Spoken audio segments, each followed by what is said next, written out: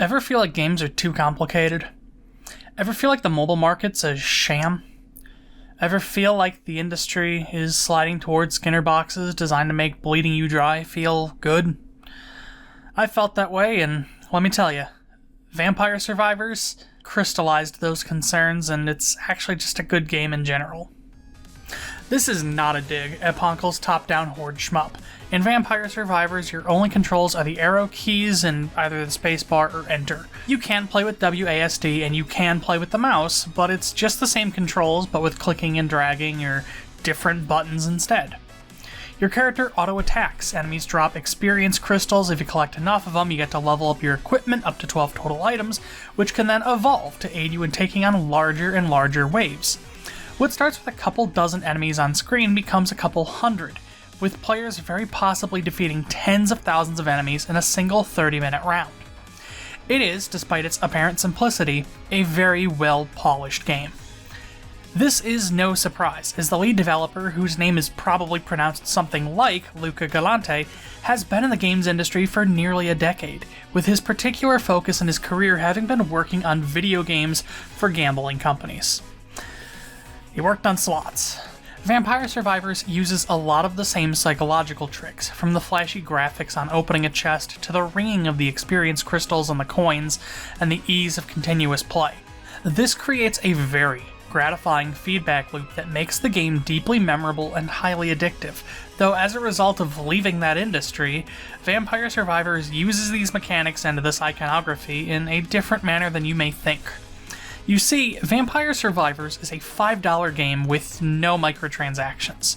Even on mobile, the game is entirely free and only contains advertisements should you wish to get one bonus revive or some extra gold at the end of a run.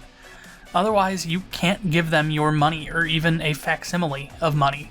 Heck, it's not even like you could sink a bottomless amount of time into the game the way you could sink money into slots, as aside from the late unlock of Endless Mode, the Grim Reaper will arrive once time expires to insta-kill your player. And should you somehow defeat him, a cutscene plays out in which another Reaper whisks your character away, this one completely impervious to damage. Vampire Survivors is, in effect, a roguelite, using the gestalts of arcade-like permadeath but in a manner that ensures you're always making progress. You constantly unlock new items, levels, and characters. And with that, the game is simultaneously a very linear experience, but also a decently wide sandbox of content at the same time. Each main level has rewards for making it to the 31st minute of their 30-minute run times. See previous comment about the Grim Reaper.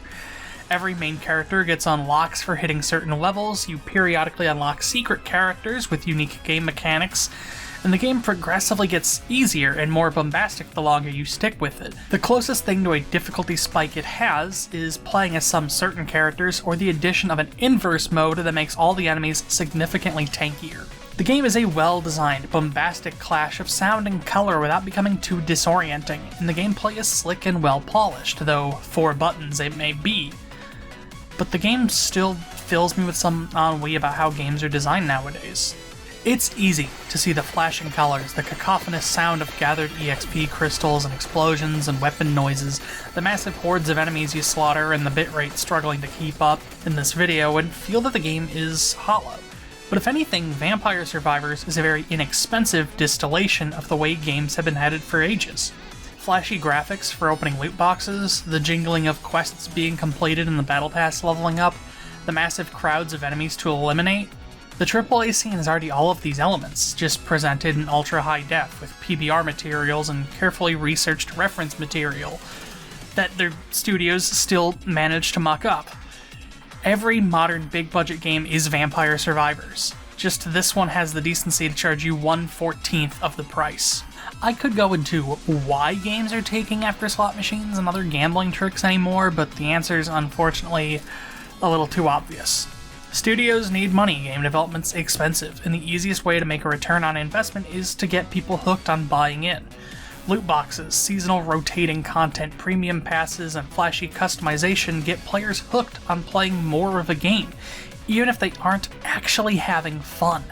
It's not about enjoying the game in its world, it's about spending $7 and unlocking Doomslayer before he disappears forever. It's about getting the Burger Town Classic skin so you can disgust a member of the Royal Armories on camera. because otherwise it's gone and you missed your chance. And in the hyper-casual mobile market, things are not better. Vampire Survivors only came to mobile because bootleg versions of the game with stolen assets were flooding the Google Play and Apple App Stores, and Poncle had to do the work of porting the game on their own, as many of the companies they approached wanted to implement excessive monetization additions and turn the quasi-parody of modern gaming into a straight example of just that. Seeing how mobile clones tend to be incredibly grindy with coin shops and premium passes, it's very easy to figure out just what could have been for Vampire Survivors. But instead, they released the game on their own for free, and would rather not make money than rip off their player base. Vampire Survivors, in its simple gameplay and low price, very readily demonstrates that what's wrong with gaming is that these elements are used to wring players dry, to part a fool with his money through eye-catching and addictive graphics, to merge the modern games market together, mobile, console, and video slots all merged into one another and inseparable. The game didn't need to make itself more than that, and Poncle did it for a very cheap price. The game is fantastic, don't get me wrong, but it's also a fair warning about the rest of the big budget industry. Don't just spend money to fit in or to just spend it. Your $7 Battle Pass purchase could easily go into buying a game on itch.io or Steam from a small developer, who could take that money farther than if you let it collect in the pockets of some uber-rich corporation. Vampire Survivors is free on mobile and $5 on Steam and itch.io, with the ability to play it on PC or console via Xbox Game Pass. Other console versions are on their way.